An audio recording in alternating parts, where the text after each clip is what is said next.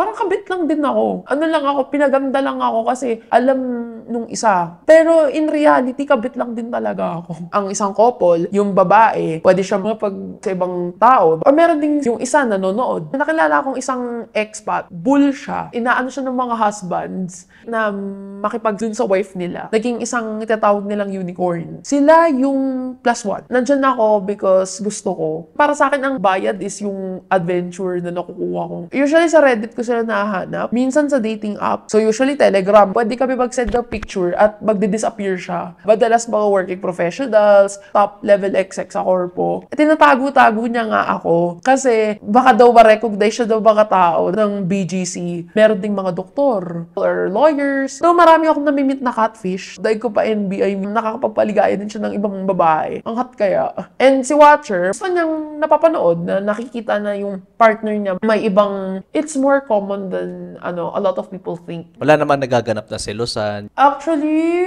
meron. Minsan may mga people talaga na medyo dead na yung bedroom. Pero mahal na mahal nila isa't isa. Yun yung consequence. Hindi ako makahanap. Pag sinabi ko to, nararamdaman ko na ginajudge na nila ako. Ang paghahanap ng aming mga guest at pagbabahagi ng kanilang kwento ay nangangailangan ng maraming oras. Pero sa tulong nyo, makakadiscover kami ng mga iba't iba pang mga istorya ng ordinaryong Pilipino. Para sa mas magandang community experience, pwede kayo makipag-usap at magtanong ng kahit ano sa aming mga naging guests at manatiling anonymous sa Discord. I-click nyo lamang ang join button para maging isang exclusive member. Maraming salamat!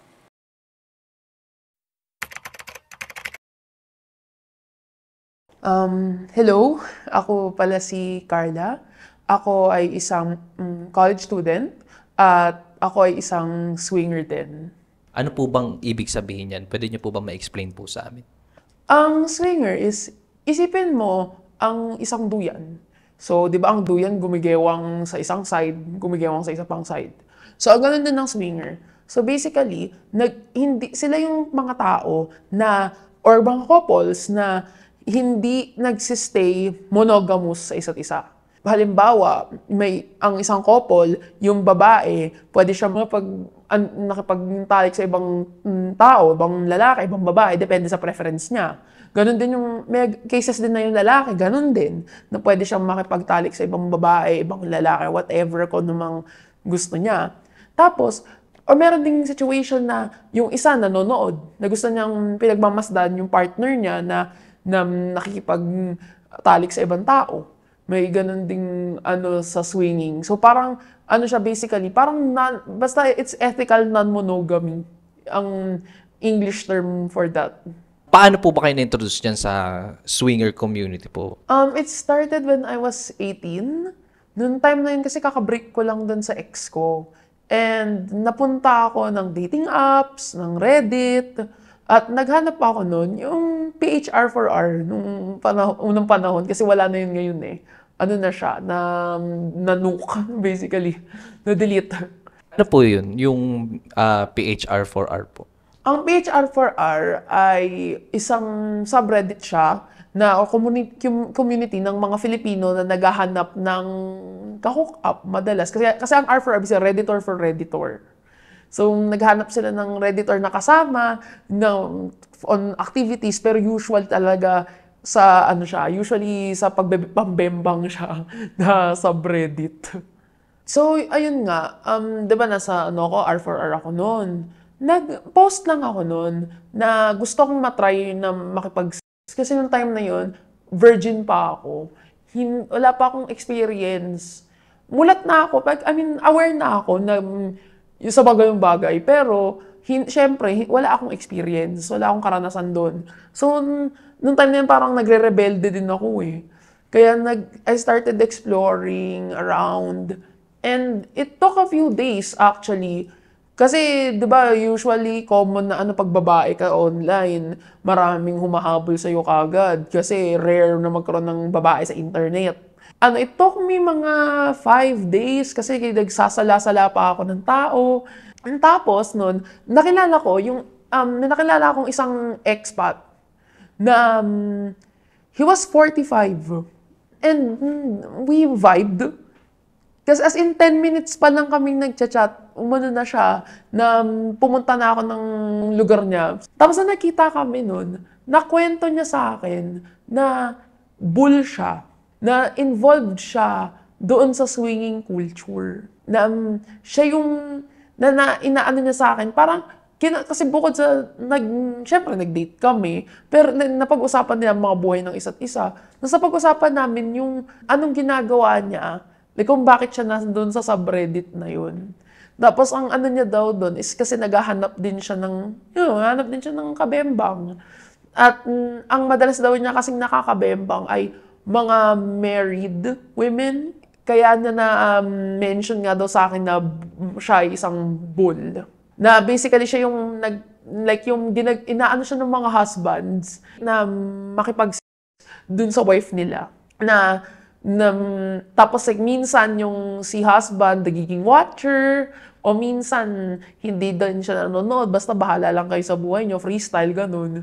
Pero yun nga, yun yung parang pinaka-common na theme sa Pilipinas, napansin ko, sa mga tulad niya, mga foreigners dito na, especially kasi wala siyang asawa, wala siyang pamilya dito.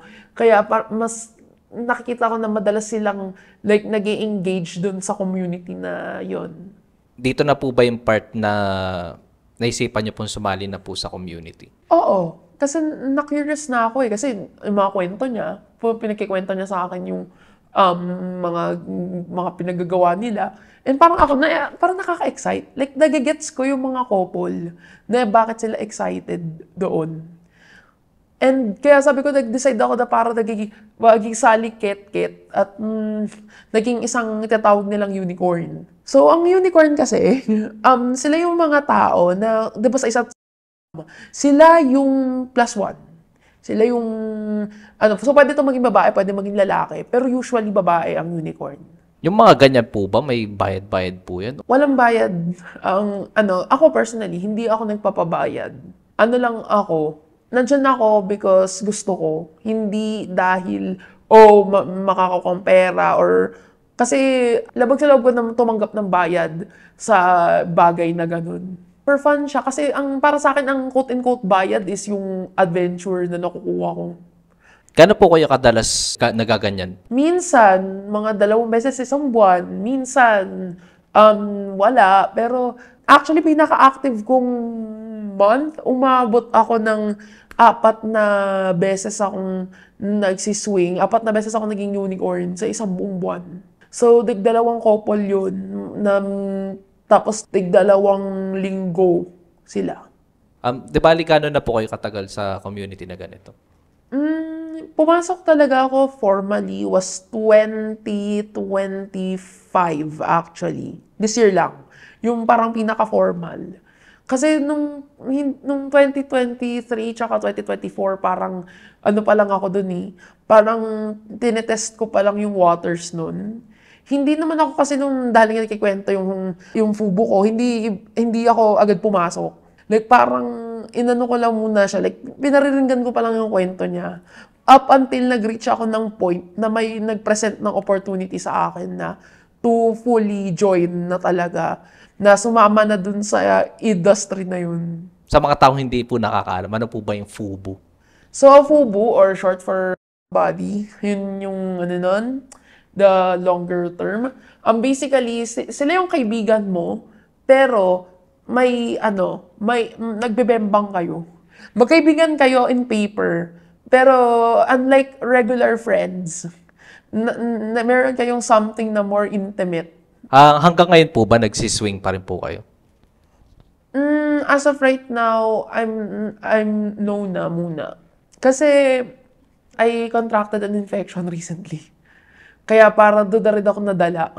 Recently ko lang nalaman. Kaya hanggang ngayon nagre-receive ako ng treatment and aabot to ng 3 buwan. Mga pa lang kasi siya. Mga 2 weeks pa lang siya. So yeah, I still have a long way to go sa treatment ko. Tapos, at the same time, kasi life is getting on the way na rin. Pero before po nito, talagang tuloy-tuloy lang po kayo mag-swing po nung time na. Yes, tuloy-tuloy ako noon na, lagi akong mini-meet na couple, lagi akong Or minsan kasi, there are times na yung guy, gusto na siya lang yung imimit ko, na like kaming dalawa lang. Pero mas madalas syempre, nakasama yung partner nila, yung girl. Usually sa Reddit ko sila nahahanap. Minsan sa dating apps. Depende yan sa cases. Pero mas madalas sila sa Reddit kasi sa dating apps kasi parang binaban yung mga ganyang accounts sa kung couple sila eh. Kaya ganung mas madalas mo sila makikita sa Reddit kasi sa Reddit pa nila i-clearly state yung kanilang intentions dahil anonymous sila doon. Paano namin napaplano? Una, syempre, mag-usap muna kami sa DMs, sa direct messages. After namin mag-usap sa direct messages, lilipat kami ng platform. So, usually, Telegram ang gamit namin. So, sa Telegram kasi, pwede kami mag-send ng picture at magdi-disappear siya pag binuksan mo na yung file. So, isang bukas mo lang, pag nasin mo na, madidelete na siya. Tapos encrypted yung app. Kaya, ginagamit talaga, kaya siya yung pinaka-commonly ginagamit ng mga tao, yung mga swingers. Kasi, yun nga, dahil nga, ako kasi yung mga naging partners ko, madalas, kasi nasa corpo sila, madalas mga working professionals, or very, maano yung standing nila sa lipunan. Like, their reputation matters a lot. So, parang hindi pwedeng malaman ng people na swinger sila. Naalala ko nga, yung isang guy na na-meet ko, some top-level exec sa corpo, tinatago-tago niya nga ako. Kasi, baka daw ma-recognize siya daw mga tao habang naglalakad kami sa kanto ng BGC. Kasi dahil daw maraming may kilala sa kanya. Sa swinger community po ba maraming ganyan, yung mga top executives po or mga talagang professional, yung hindi niyo po ine-expect na magaganon po? Oo, ang dami. Una na sa lahat, yung fubo ko na nga lang, company director, yung fubo ko. Nasa yun, may na-meet pa ako na iba pa, na like mga top-level executives. Meron ding mga doktor. Actually, may kilala ako na doktor siya, swinger din siya. Pero sa mga ganyan po, hindi naman po ba kayo natatakot na baka mamaya may ibang gustong mangyari, yung baka mamaya yung imimit nyo, manggagancho, kaya mamaya hold up, pero wala pa naman po mga ganon. I'm lucky, very lucky. Binibiro ko sa guardian angel ko eh. Kasi, wala pa akong namimit na ginanyan ako. Although marami akong namimit na catfish, totoo. Na parang fake profile pala, like hindi pala sila serious or it's not more like hindi sila serious, it's more like hindi talaga sila like what they put themselves out online. Pero kasi ngayon, dahil nga medyo matagal na rin kasi ako na sa online na sa hookup culture, alam mo na kagad kung sino yung catfish, sino yung hindi. Kaya mas mabilis ko na sila nasasala. Hindi ko lang sila masala noon, pero yun nga, ngayon nasasala ako na sila. At the same time din kasi, pag may sinasabi yung person na imimit ko, lagi kong bina-background check. Sabi ko nga, daig ko pa NBI minsan. Yung gano'n ako mga stock ng tao. Balik ko lang po konti dun sa medical-related na usapan. Sa ganyang community po ba, parang stricto sila when it comes sa mga medical? Depende kasi sa disclosure ng couple, pero most couples I know, oo. Kasi ako personally, nagpapatest ako every quarter. Kaya nakakapag-send ako ng mga test results ko every quarter dun sa mga nagiging partners ko for the sake of transparency. Tapos, at the same time din, kino-complete ko din yung immunization records ko para in case lang din na hindi rin ako mahawa if in case man na may sakit sila na hindi man STD, pero syempre, mahahawa ka din ng ibang sakit from them. Kasi sa akin, like, iba-iba yung partners ko. So, wala akong boyfriend, wala akong permanent partner. Kaya mas importante sa amin yung kailangan malakas talaga yung resistensya mo or else, ayun nga, magkakasakit ka. Like in my case, nag-infection ako. Single ako ngayon. I'm still, open naman ako when it comes to romance. Pero yun nga, hindi, and I think yun yung consequence of being a swinger. Or being, not exactly a swinger, more like part ako ng community. Like, kasi hindi ako makahanap ng, yung view ko ng romance, parang sobrang na-shatter or sobrang naiba. Kasi people, pag sinabi ko to, na swinger ako, Like, especially to, like, let's say, a guy I'm interested in. So, syempre, di ba, getting to know each other. And I obviously just want to be honest and I put my best foot forward. And kadalasan, nagiging source siya ng, ng galit. Pag nalalaman nila na, oh, madami na akong na, oh, kung sino-sino partners ko. Nararamdaman ko na ginajudge na nila ako. Na, kasi dahil nga, dahil nga ako medyo akong tao, malibog akong tao, na nahuhusgahan kagad ako. Kasi like para sa dami mong partners, baka may sakit ka na pala, di mo alam. Sa tingin niyo po ba pag nagka-partner na po kayo, itutuloy niya pa po yung pagsiswinging or ititigil niyo na po siya o gusto niyo po siyang included sa ganong klaseng community po? Depende kasi sa kanya mismo. Kasi opinion ko, kung gusto niya mag-engage sa ganong community, I would not stop him. Kasi, yun yung una sa lahat, parte na ako ng community. So parang, ang hypocritical naman na na ipulis ko siya.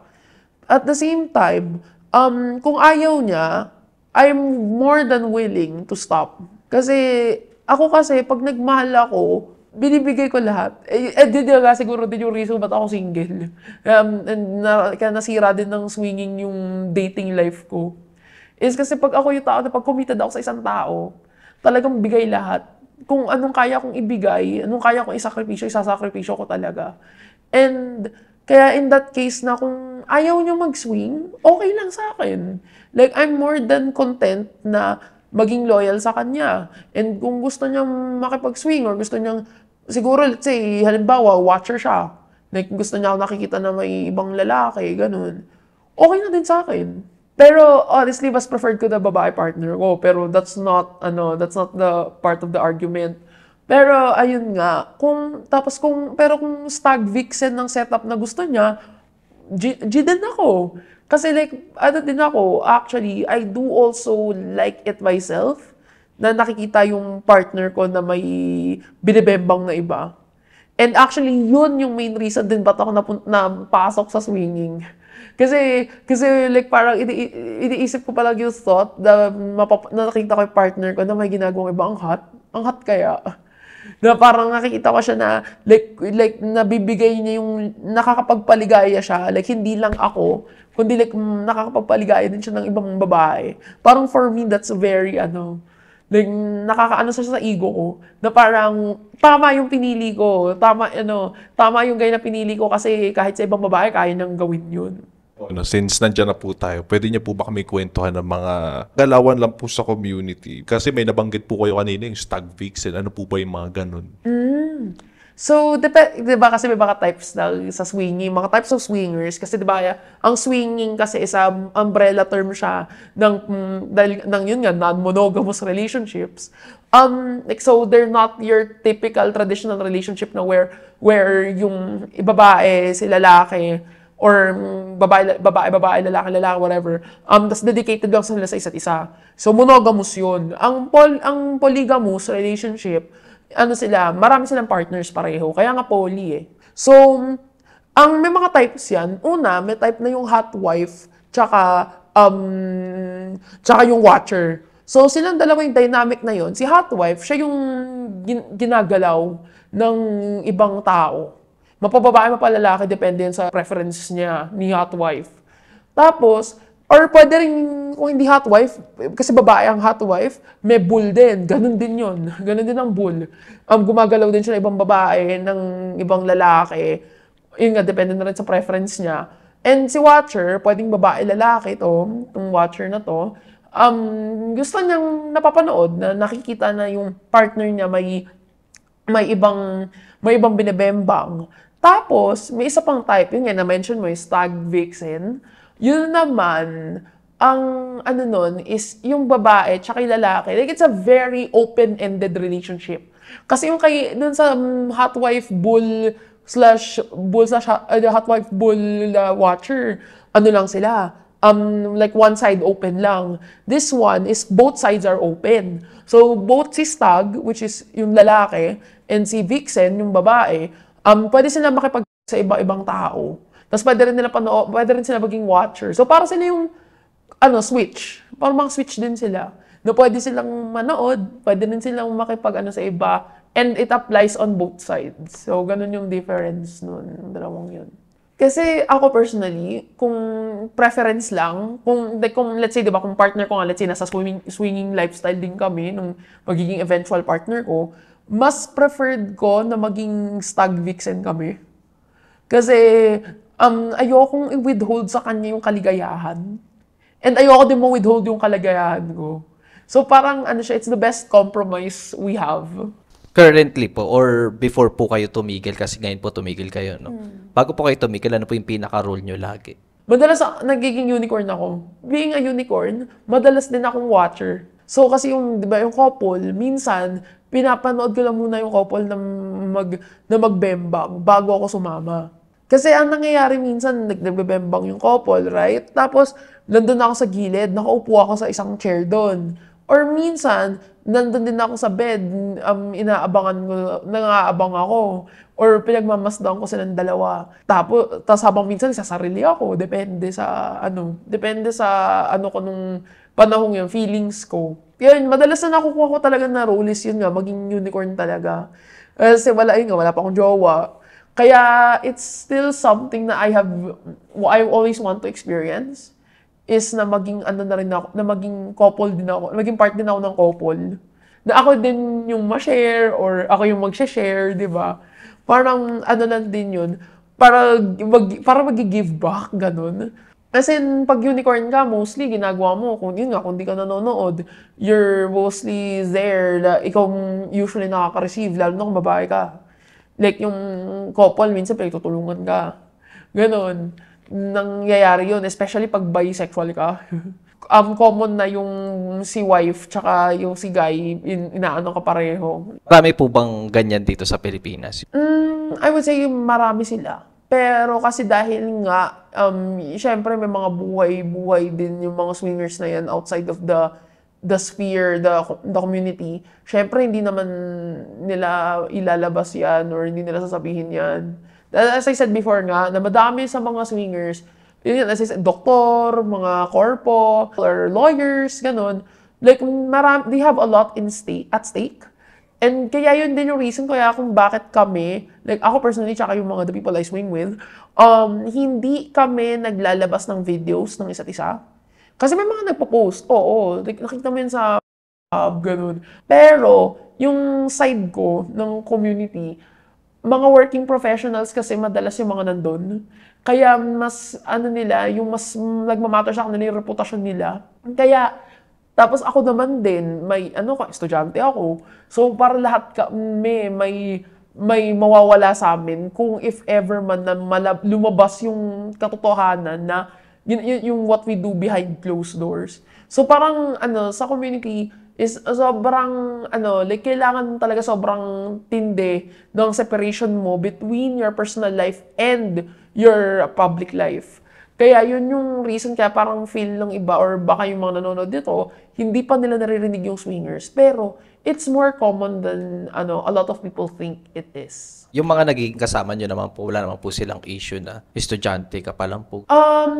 Kasi depende yun sa community, merong may issue dun. Like, actually, naban ako dun sa subreddit. Kasi dahil nga dyan, it's in good interest naman. Kaya hindi ako galit na naban ako. Pero, ayun nga, may mga tao na ayaw nun. So, kasi baka swinger, syempre, dahil nga parang hook up ka din dyan. Ang difference lang, may jowa ka, may partner na, may isang tantao. Or nagsasalit-salitan kayo. Ang inlaling difference is marami kayo. Yun ang difference sa swinging sa regular na hook-up na kayong dalawa lang. Pero syempre, yung mga pinipili ko, syempre, yung mga may gusto sa akin. And I acknowledge na hindi lahat yun. Like, hindi lahat, porket unicorn ako na parang akala na people I'm sought after. No. Kasi every swinger is different. May preference lahat yan. Kasi ako din, may preferences din ako eh. Like, hindi naman ako basta-basta na, papatol ako kay ganito, ganyan, kasi naghahanap siya na ng unicorn. Hindi. Kaya nga, that's the reason why it's called the unicorn. Kasi they're magical. Like, parang rare sila. Hindi naman pwedeng hindi maging mapili, lalo na di ba ngayon nga may issue ng na mataas yung mga cases tumataas bigla ang cases ng STD ngayon. So parang kailangan namin syempre maging mas maingat sa mga tao kasi hindi lang naman yan sa paggamit ng contraceptives kundi dun sa hygiene na rin ng tao, dun sa ugali niya. Like maraming criteria. Kasi ako personally yung type ko, madalas kong pinipili. Mas madalas akong pumipili talaga ng like bias ko na to siguro is mas madalas akong lumalapit sa like mga interracial couples. Mas madalas sila ang mga nakakasalamuha ko. Kasi ayun, personal preference na lang din talaga.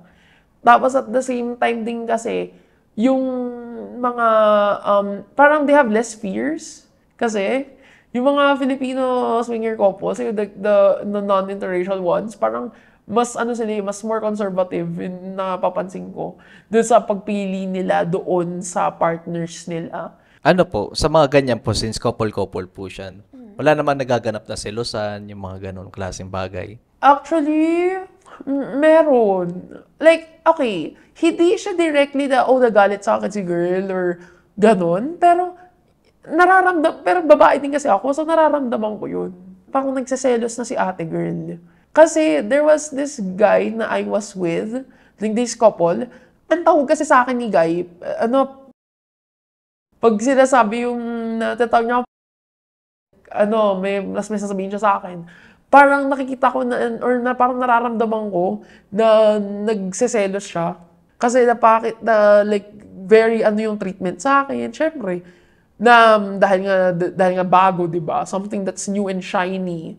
Kaya parang napapansin ko na rin or nakakaramdam ako. Pero hindi kasi siya necessarily sinasabi sa akin. Kasi most of these women agree into the setup anyway. Pero like, bilang babae na lang, nararamdaman ko talaga. Kaya minsan, tinitigil ko na talaga yung pagkita dun sa guy, even if gusto ko pa. Kasi nararamdaman ko na their relationship is gonna fall apart. And I don't want to be the main reason kung bakit yung isang relasyon nasira.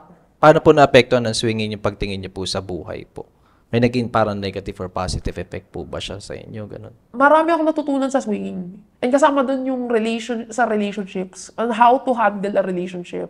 Paano maging mature sa mga desisyon. Kasi ang swinging, hindi lang naman yan one day mapag-uusapan nyo na, gusto ko na makita ka magbembangan ng ibang lalaki. Or, gusto kong open relationship tayo. Hindi naman ganyan yan. Kasi yung mga partners, mga couples, madalas pinag-uusapan nila yan like weeks, months, years on end. And parang, as a unicorn in my case, ang job ko is, sa physical lang ang job ko. Hindi ko job yung relationship nila. Pero dahil nga, syempre, ako yung outsider, nakikita ako doon kung paano ko aanin yung sarili kong relationship.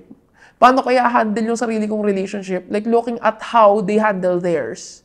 Na parang may mga bagay akong nakukuha sa kanila na sabi ko, okay, tama to. Like for example, clear communication. And yun yung something na like parang gusto ko ding mangyari sa sarili kong relationship. Kasi I've been single for 2 years na. 2 years na akong single. Wala pa akong jowa. As I said. And like and ever since I entered the community, dumami talaga yung natutunan ko nga. Na yun nga, yung dapat ganito, ganyan ang gawin sa relationship. And in a sense, like, parang positive impact din siya. Kasi parang din siya, like parang natuto ako ng mga lessons na yun without actually hurting my own heart. Na nalaman ko na kagad dapat hindi ito gawin. Like without actually hurting myself. Kasi nakikita ko siya, kung anong epekto niya sa tao. So kung gano'n na nga epekto nun sa taong yun, ano pa kaya pakiramdam ko kung lover ko na pala yung naghanon ko din, di ba? Maire-recommend niyo po ba yung ganitong klaseng lifestyle sa ibang tao po? Honestly, sa couples, communication talagang importante dyan. Kasi kung maayos ang communication nyo, okay ako dun sa lifestyle. Like it does bring spice talaga. Kasi minsan may mga people talaga na medyo dead na yung bedroom. May mga ganun talagang relationships. Pero mahal na mahal nila isa't isa. And maybe they need something a little to spice their lives.